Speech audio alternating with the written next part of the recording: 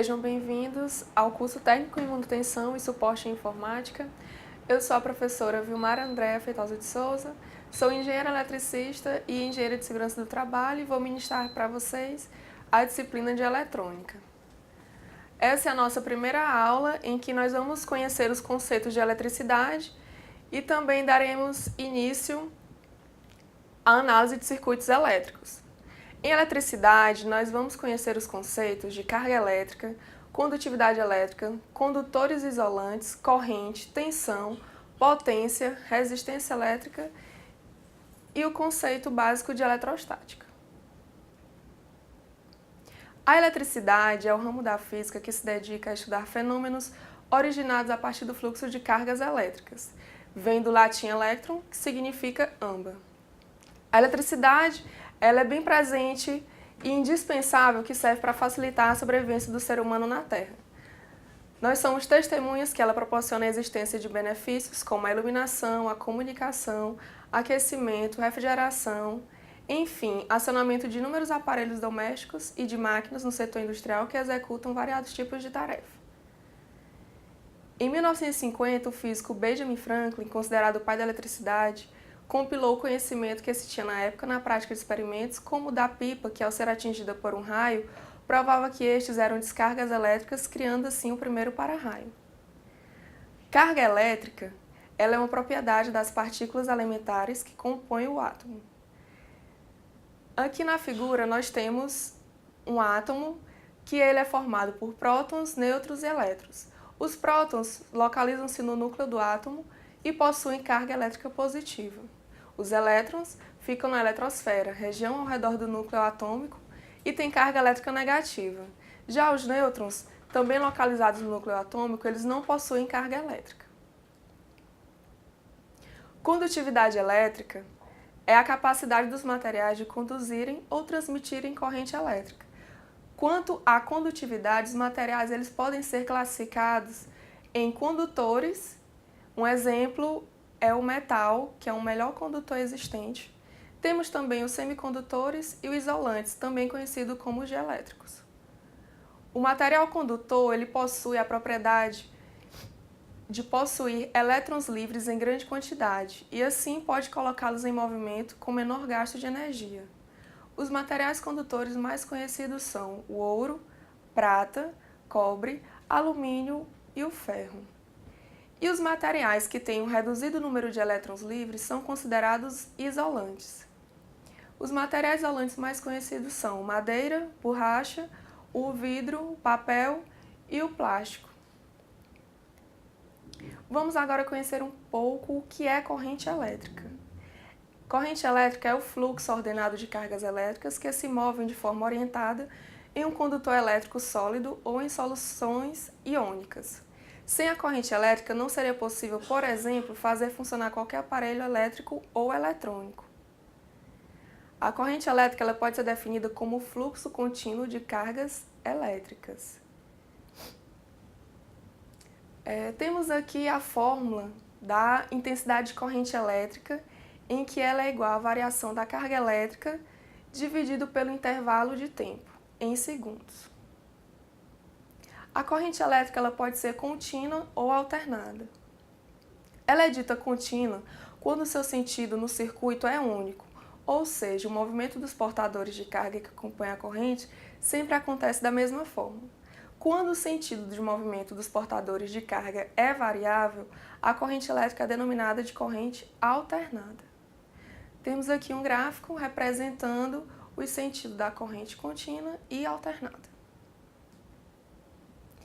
Tensão elétrica, também conhecido como diferença de potencial, DDP, ela é uma diferença de potencial entre dois pontos. A tensão elétrica também pode ser explicada como a quantidade de energia gerada para movimentar uma carga elétrica. Sua unidade de medida, segundo o Sistema Internacional de Medidas, é o volt, abreviado por V. Resistência elétrica é definida como a capacidade que um corpo tem de se opor à passagem de corrente elétrica. Sua unidade é o ohm. Temos aqui o símbolo. Potência elétrica é definida como a rapidez com que um trabalho é realizado. ou seja, a medida do trabalho realizado por uma unidade de tempo. A sua unidade no SI é o watt, abreviado pela letra W, em homenagem ao matemático e engenheiro James Watt, que aprimorou a máquina a vapor. Aqui abaixo, nós temos o triângulo da potência elétrica. Nele, nós vamos obter as fórmulas utilizadas para resolvermos os cálculos. Potência é igual a volt vezes a corrente. A minha tensão vezes a minha corrente. Ou então, podemos dizer que a minha tensão é igual a potência dividida pela corrente. Também podemos dizer que a corrente é igual a potência dividido pela tensão. Aqui nós vamos para um exemplo, vamos aplicar o que foi visto anteriormente.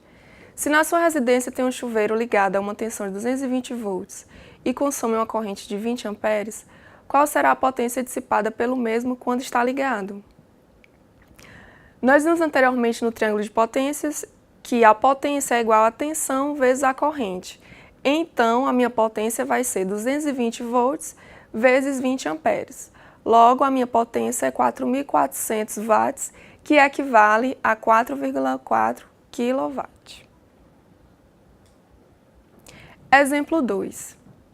Já pensou qual seria a corrente que circula numa lâmpada cuja potência é de 60 watts e está ligada numa rede de 220 volt-amperes? Voltando ao triângulo de potências, nós vimos as fórmulas e nela temos que a potência é igual a tensão vezes a corrente. Então, se eu quero saber a corrente que circula nessa lâmpada, vamos abreviar a corrente e teremos potência dividido pela tensão.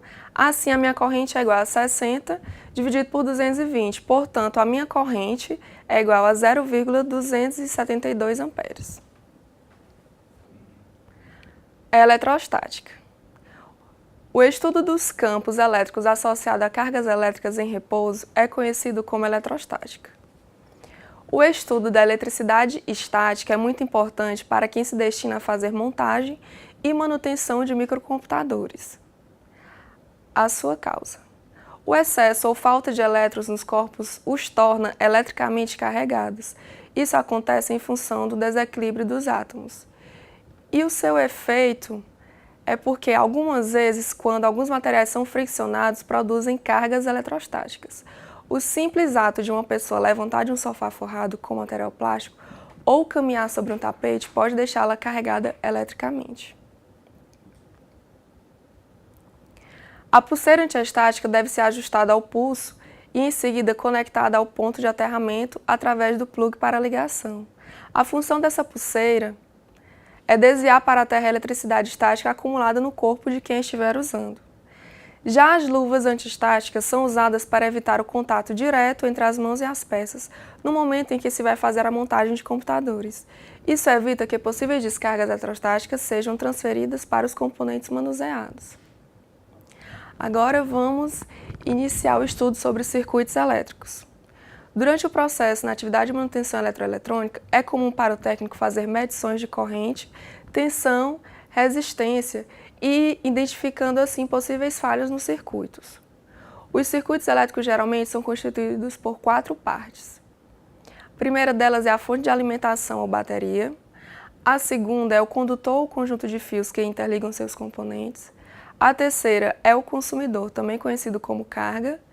E a quarta é o dispositivo de controle, ou seja, a chave que liga e desliga o circuito. Para entender circuitos, precisamos aprender a associação de resistores. A associação em série, nós temos que, como todas as correntes são iguais, podemos eliminar esses números da equação, que é encontrado em todos os termos. Então, o meu resistor equivalente vai ser o resistor 1 mais o resistor 2 mais o resistor 3 mais o resistor 4 e assim por diante. Abaixo nós temos a associação de resistores representada e o resistor equivalente dessa equação. A associação em paralelo. Nela nós temos tensões iguais. Então, a corrente no resistor equivalente é igual à soma das correntes dos resistores.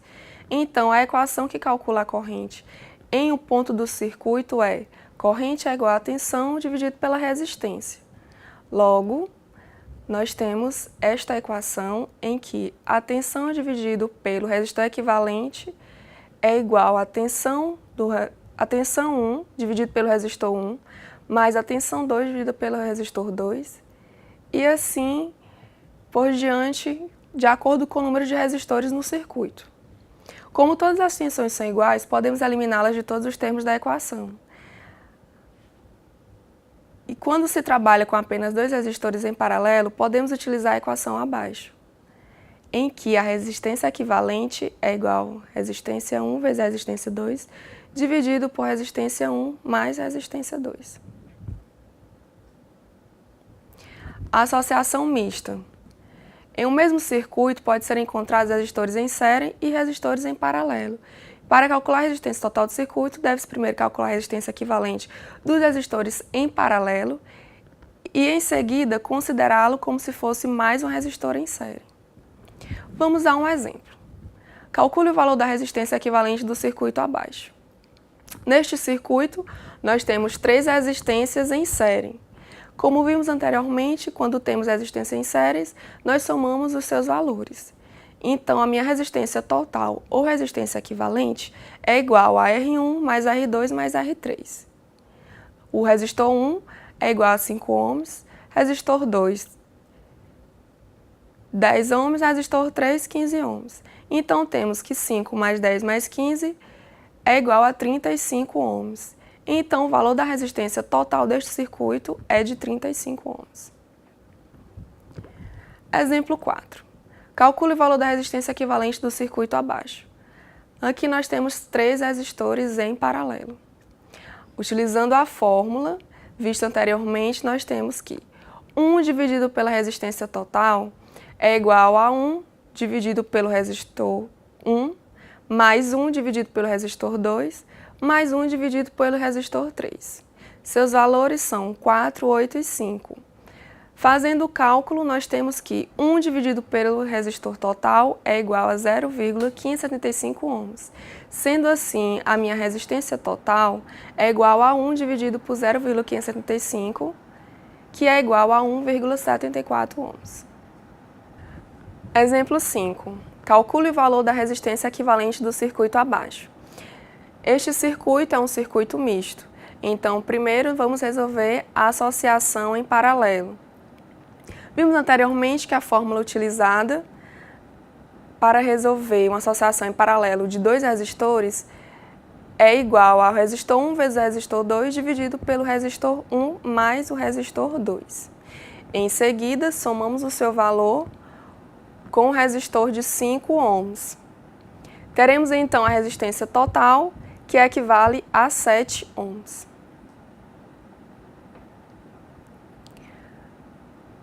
Lei de Ohm.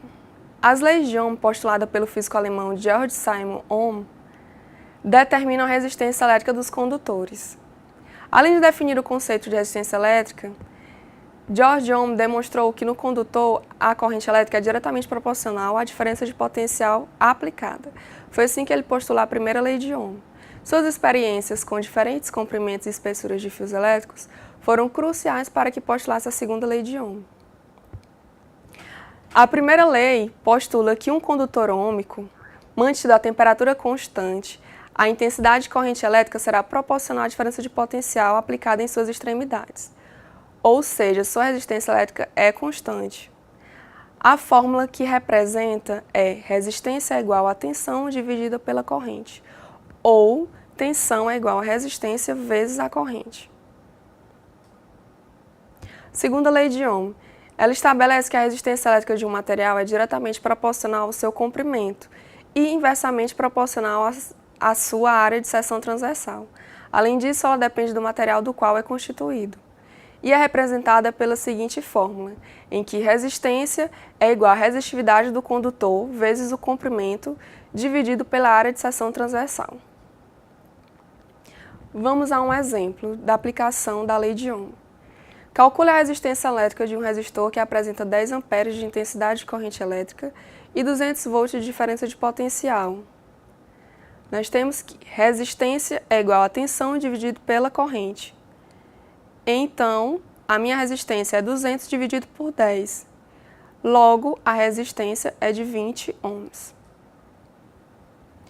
Exemplo 7. Calcule a resistividade de um condutor com DDP 100 volts, intensidade de 10 amperes, comprimento 80 metros e área de seção de 0,5 mm². A fórmula para resolver é a da segunda lei de Ohm que vimos anteriormente, em que a resistência é igual à resistividade do condutor vezes o comprimento dividido pela área. Então, colocando os valores dados na questão, temos que a resistividade do condutor é de 6,25 vezes 10 a menos 8 ohms metro. Leis de Kirchhoff. Essas leis são empregadas em circuitos elétricos mais complexos, como, por exemplo, circuitos com mais de uma fonte de resistores, estando em série ou em paralelo. Para estudá-las, vamos definir o que são nós e malhas. Nó é um ponto onde 3 ou mais condutores são ligados, e malha é qualquer caminho condutor fechado. Aqui nós temos a figura em que mostra um circuito com 2 malhas. Temos o ponto A e o ponto D são nós. B, C, E e F não são. Identificamos neste circuito 2 as malhas definidas por ADEF e ABCD. Primeira lei de Kirchhoff ou lei dos nós. Em qualquer nó, a soma das correntes que o deixam é igual à soma das correntes que chegam até ele. A lei é uma consequência da conservação da carga total existente no circuito. Já a segunda lei de Kirchhoff, ou lei das malhas, é a soma algébrica das forças eletromotrizes em qualquer malha é igual à soma algébrica das quedas de potencial ou dos produtos corrente e resistência contidas na malha. Aplicando as leis de Kirchhoff. Nesse exemplo 8, nós temos a figura 1 com um circuito cujos elementos têm os seguintes valores. Tensão 1, 2,1 volts. Tensão 2, 6,3 volts. Resistência 1, 1,7 ohms. E resistência 2, 3,5 ohms. Ache as correntes nos 3 ramos do circuito. Nós temos que os sentidos das correntes são escolhidos arbitrariamente. Aplicando a primeira lei de Kirchhoff ou lei dos nós, nós temos que I1 mais I2 é igual a I3. Já aplicando a lei das malhas, vamos então partir do ponto percorrendo a malha ABCD no sentido anti-horário. Encontramos assim, menos I1 R1, menos E1, menos I1 R1 mais E2, mais I2 R2 é igual a 0. Sendo assim, temos que 2I1 R1 menos I2 R2 é igual a E2 menos E1. Se percorrermos a malha ADF no sentido horário, nós teremos I3 R1 menos E2, mais I3 R1 mais E2, mais I2 R2 igual a 0. Simplificando, temos 2 I3 R1 mais I2 R2 igual a 0. Então, temos um sistema de 3 equações. Resolvendo ele, teremos que I1 é igual a 0,82 amperes, I2 é igual a menos 0,4 amperes e I3 igual a 0,42 amperes. Os sinais das correntes mostram que escolhemos corretamente os sentidos de 1 e 3, contudo, o sentido de 2 está invertido. Ela deveria apontar para cima no ramo central. Bem, pessoal, então aqui encerramos a aula 1. Até a próxima aula.